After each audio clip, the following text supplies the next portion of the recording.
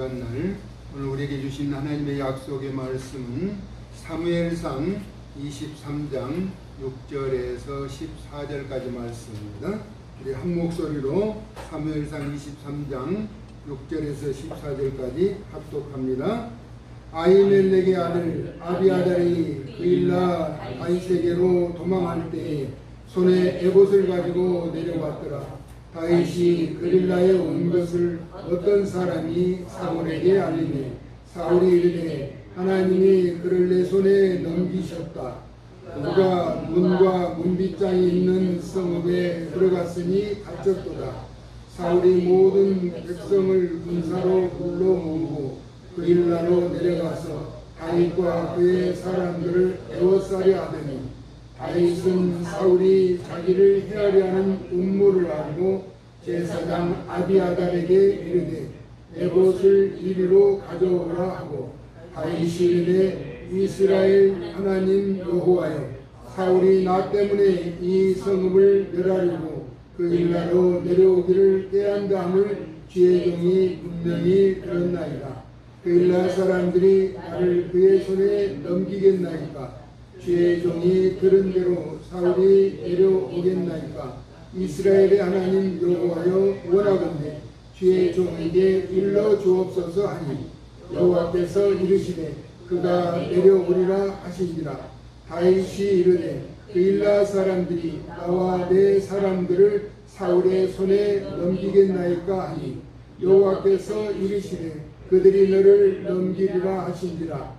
다윗과 그의 사람 600명 가량이 일어나 그일라를 떠나서 갈 수 있는 곳으로 갔더니 다윗이 그일라에서 피한 것을 어떤 사람이 사울에게 말하매 사울이 가기를 그치니라.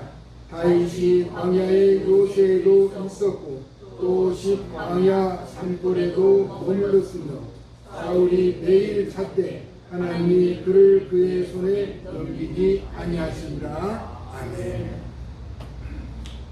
넘겨졌으나 붙잡히지 않았다라는 제목입니다. 넘겨졌으나 여호와께서 사울의 손에 다윗을 넘기셨으나 하나님의 사람 다윗은 붙잡히지 않았다는 것입니다. 오늘 설교의 제목이 넘겨졌으나 붙잡히지 않았다. 세상에는 두 종류 사람이 있는 것 같아요. 사울과 다윗은 이스라엘의 왕이었죠. 사울은 초대 왕이었고 그 다음을 이어서 다윗이 왕이 되었습니다. 여호와 하나님의 택하심을 받고 각각 기름 부음을 통하여 왕의 직무를 감당한 사람들이었습니다. 처음에 두 사람의 공통적인 특징은 아주 겸손한 인물이었다라고 하는 것입니다. 사울은 자신이 왕으로 세워져 찾을 때 사무엘상 10장 22절에 보니까 그가 진보다리들 사이에 숨어 있는 것을 여호와께서 사무엘에게 알게 하셨습니다. 사울은 희망이라는 이름의 의미를 가지고 있죠. 사울은 베냐민 지파에서 이름이 있고 존경받고 있던 기스의 아들이었으며 외형적인 모습도 아주 준수했습니다. 다른 사람보다 어깨 위에 머리가 있을 정도로 아주 키가 크고 외모도 준수했다는 것입니다. 작은 자, 낮은 자라는 의미도 있었습니다. 다윗은 아름답다는 의미와 사랑받는 자, 총애받는 자라는 의미를 가지고 있었습니다. 다윗은 하나님의 마음에 합한 자라는 칭찬을 받을 정도로 성실했던 사람이죠. 이새의 8명의 아들 가운데 막내 아들로 태어나서 옥동으로 사무엘이 이새의 가정에 찾아와서 기름 부음을 왕으로 세울 자를 찾을 때 그때 다윗은 야전에서 양을 치고 있었던 그런 인물이기도 합니다. 그러나 자신에게 맡겨진 일은 아주 성실했죠. 그러나 하나님은 사람은 외모로 보지만 하나님은 중심을 보십니다. 하나님 앞에 쓰임받는 일꾼이 되었습니다. 사람은 교만한 사람과 겸손한 사람으로 갈리게 되죠. 그런데 사울은 왕이 되면서 왕으로 세워주신 여호와 하나님을 따르지 않는 교만함을 보인 것이죠. 반면에 다윗은 자기 생애 끝까지 여호와 하나님을 바라보며 전적으로 신뢰한 겸손한 사람이었습니다. 사울은 교만하여서 여호와께 묻지 않았고 여호와 하나님의 명령대로 행하지도 않았던 인물입니다. 반면에 다윗은 일이 있을 때마다 그 일에 대하여 가부를 여호와 하나님께 물었습니다. 다윗은 때로는 여호와께 물었으나 자신에게 불합리한 것처럼 보일 때에도 여호와께서 말씀하신 그대로 따라 행하는 순종의 모습을 보였다라고 하는 것입니다.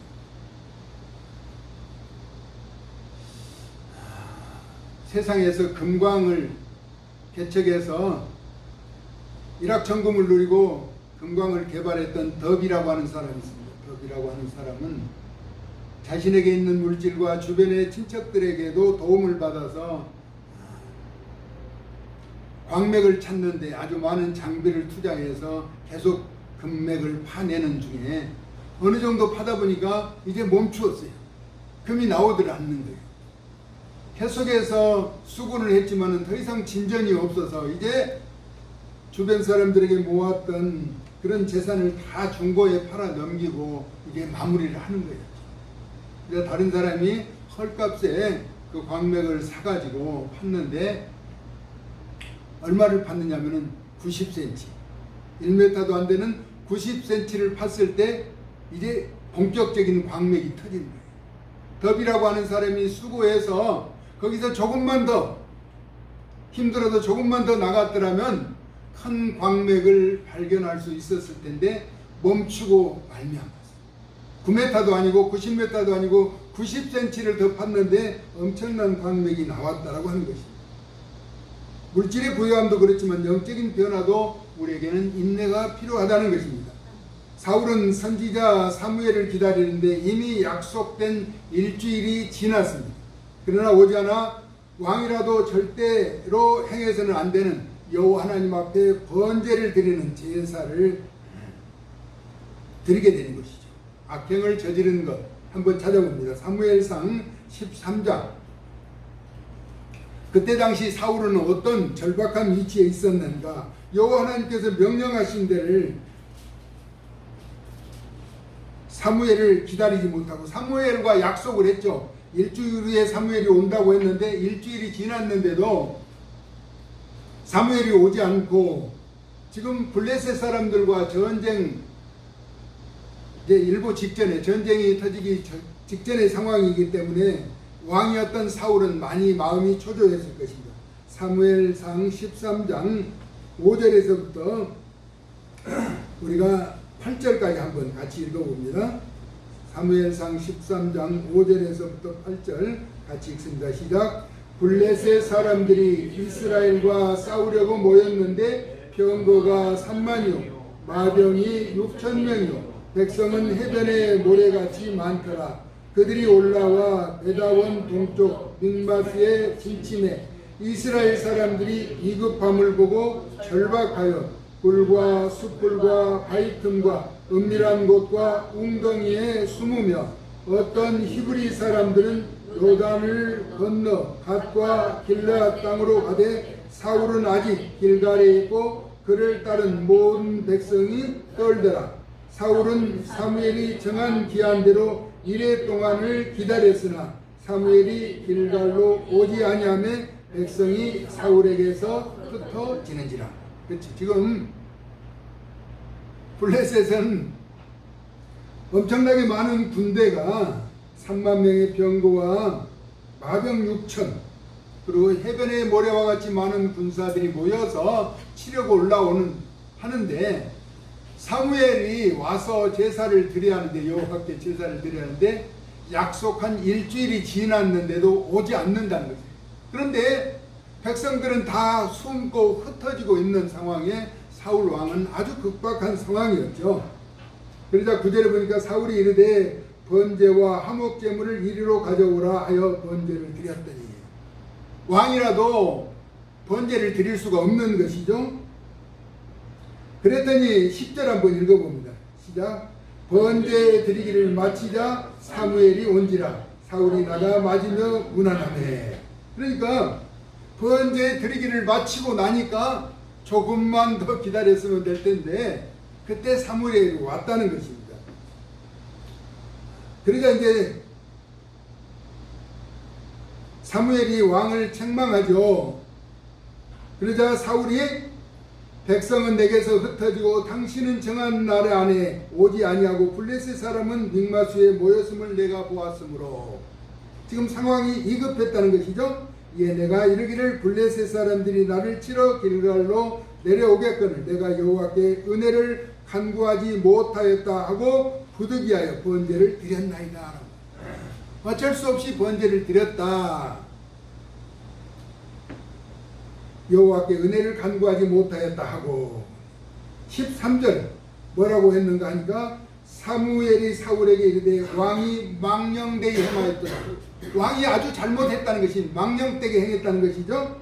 왕이 왕의 하나님 여호와께서 왕에게 내리신 명령을 지키지 아니하였도다.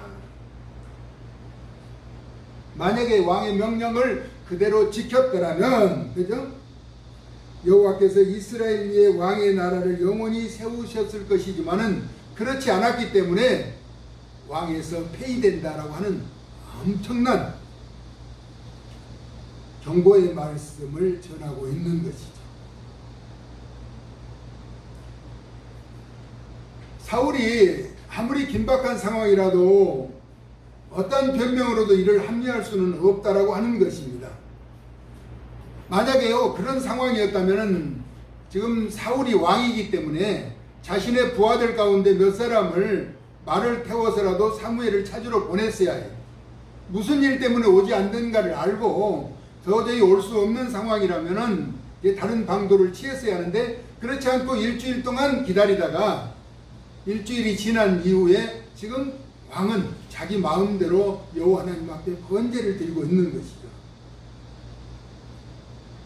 이는 율법의 제사장에게 속죄의 권한을 주셨는데 사울은 사무엘과 맺은 언약을 파기한 것이고 여호와의 명령을 어김으로 제사장 직무를 침해하는 왕법과 율법의 규례를 어긴 것이라는 것입니다. 사울은 제사를 드릴 때도 그렇고 평소에도 여호와께 묻지도 않았으며 여호와의 명령도 이행하지 않았다는 것입니다. 사울이 왕으로 있을 때 지금 오늘 본문에 소개되는 내용이죠. 어떤 사람이 왔다. 중요한 정보력을 가진 사람인데 이름을 밝히지 않죠. 왜냐하면 사울 왕이 자신의 스라에 있는 3,000명의 군사를 이끌고 아들 요나단을 대신하여 왕이 될 사람 다윗 정적을 제거하기 위해서 출동한 것이죠. 왕이 많은 군사를 움직일 때 허투루 지나가는 사람이 말하는 그 말을 듣고 움직이겠냐는 것이죠. 어떤 사람이라고 하는 것은 아주 정보력이 대단한 사람입니다. 분명히 그 일나에 다윗이 숨어 있다는 사실을 제공해 준 것이죠. 그래서 사울이 직접 다윗을 죽이려고 3,000명의 군사를 이끌고 그 일나에 내려간다는 것입니다. 다윗이 그 일나에 온 사실에 대한 고급 정보를 전해들은 사울의 반응은 여호와께 묻지도 않고 뭐라고 말하는가? 하나님이 그를 내 손에 넘기셨도다 라고 말합니다. 그래서 문과 문빗장 있는 성읍에 들어갔으니 갇혔다는 것입니다. 그러니까 그 일나라고 하는 지방은, 그곳의 특성은 지금 다윗이 숨어 있지만은 피할 곳이 거의 없는 상태라고 하는 것이죠. 그래서 3,000명의 군사를 데리고 가면은 다윗을 죽일 수 있는 절호의 기회였다는 것입니다. 그래서 하나님께 묻지도 않고 하나님이 그를 자신의 손에 넘기셨다라고 자신만만하게 가는 것이죠. 그러나 그일라 지방은 블레셋 군대와 접경 지역이어서 사울의 통치 아래 있는 곳이긴 합니다. 그러나 그일라에 다윗이 온 것은 블레셋 사람들이 타작마당을 탈취하고 있다는 내용이었던 것이죠. 그래서 다윗은 여호와께 블레셋 사람을 칠까요? 그렇지 말까요? 라고 묻고 있습니다. 그일라라고 하는 것은 지금 사울의 통치 아래 있으면서 피해 다니면서 블레셋 사람이 그일라의 타작마당을 지금 이제 탈취해 가는 것을 막기 위해서 여호와 하나님 앞에 묻는다는 것입니다. 이때 다윗의 주변의 추종자들은 유다에 머물러 있어도 위험할 일인데 여기에서 그일라를 공격한다는 것은 아주 위험합니다. 절대로 그래서는 안 됩니다라고 다윗을 따르는 추종자들이 다윗에게 이야기하죠. 그래서 다윗이 여호와께 다시 묻습니다. 여호와의 대답하심은 다윗에게 그일라에 내려가라는 것입니다. 그리고 블레셋 사람들을 다윗의 손에 넘겨주시겠다는 것이죠. 그래서 여호와 하나님 앞에 묻고 다윗은 올라가서 그일라에 있던 블레셋 사람들을 물리치게 되는 것입니다. 결국 다윗은 여호와의 말씀대로 크게 승리하게 되는 것이죠. 여호와 하나님 앞에 묻고 갔기 때문에 하나님께서 블레셋 사람들을 다윗의 손에 붙여주셨다는 것입니다. 승전의 기쁨도 잠시죠. 다윗을 도왔던 아히멜렉의 아들 아비아달 제사장이죠. 아히멜렉이 다윗을 도와서 제사장에 떡을 주고 블레셋 장수 골리앗의 칼을 주었다는 소식을 전해 들은 사울은 제사장들을 다 죽이게 되죠. 그때 아히멜렉의 아들 아비아달이 이제 사울의 칼날을 피해서 도망했던 것이죠. 그릴라에 있던 다윗에게로 도망할 때 에봇을 가지고 다윗에게 갔던 것입니다. 조금 전에 말씀드렸던 것처럼 아히멜렉은 다윗이 부하들과 함께 먹을 것을 달라고 하자 여호와께 묻고 진설병을 전해준 일로 인하여 제사장들이 죽이는 과정에 아비아달은 이제 피하여서 에봇을 가지고 도망갔던 것입니다. 그렇게 가져온 에봇, 우림이라고도 하고 둠빔이라고도 하는 여호와 하나님 앞에 묻는 것이죠. 에봇은 하나님의 뜻을 묻는 도구였습니다. 그러자 어떤 사람은 다윗에게도 이름을 대면 충분히 알 수 있는 사람이었을 것입니다. 다윗은 사울 왕이 자신을 죽이려고 그일라로 출동했다는 소문을 들은 것이죠. 그러니까 누군가가 다윗에게도 그 정보를 제공해 준 거지. 지금 너를 붙잡으러 사울이 3,000명을 이끌고 지금 그일라로 간다는 것이었습니다. 그래서 다윗은 여호와께 묻기를 그일라 사람들이 사울에게 자신을 넘기겠으며 사울 왕이 자신을 죽이려고 실제로 내려오겠느냐고 알려주실 것을 묻고 있습니다. 여호와의 대답은 그가 사울이죠. 다윗을 붙잡기 위해서 내려오리라고 가르쳐 주셨습니다. 또다시 그일라 사람들이 다윗을 따르던 600명의 사람을 사울의 손에 넘기겠느냐는 질문이었습니다. 왜냐하면 다윗이 600명을 데리고 가서 블레셋 사람들을 물리쳤고 그일라 사람들을 도와주었는데 그렇게 도운 자신들을 사울의 손에 넘기겠는가? 그일라 사람들이 어떻게 하겠는가? 여호와 하나님 앞에 묻습니다. 여호와의 대답은 그들이 너를 넘기리라. 다윗을 넘겨주겠다는 것입니다. 그일라 사람들의 배신이죠. 그들을 구원해 주었는데 배신한다는 것입니다. 다윗의 입장에서는 이것은 안 맞는 것 같죠. 자신들을 도와주었는데 그들이 어떻게 나를 배신할 수 있을까? 그런데 여호와 하나님의 대답은 분명하죠. 왜냐하면 여호와께서 사울이 다윗을 붙잡기 위해서 그일라에 내려온 것이 분명하고 다윗을 그의 손에 넘기신다는 확실한 대답을 들었기 때문에 다윗은 그곳을 피해야 하는 것이죠. 피하는 것은 당연한 일입니다. 왜냐하면 그가 있으면 붙잡혀서 죽는 거기 때문이죠. 그일라에서 블레셋 사람을 물리친 공간은 인정되지만 사울이 죽이려고 오는 일도 기정사실로 드러났기 때문에 추종자들을 데리고 떠나야 하는 것입니다. 다윗이 떠난 후에 사울에게 정보를 주었던 어떤 사람이, 유력한 정보를 주었던 사람이 이번에 뭐라고 말하는가? 그일라에서 다윗이 피한 것을 알려주죠.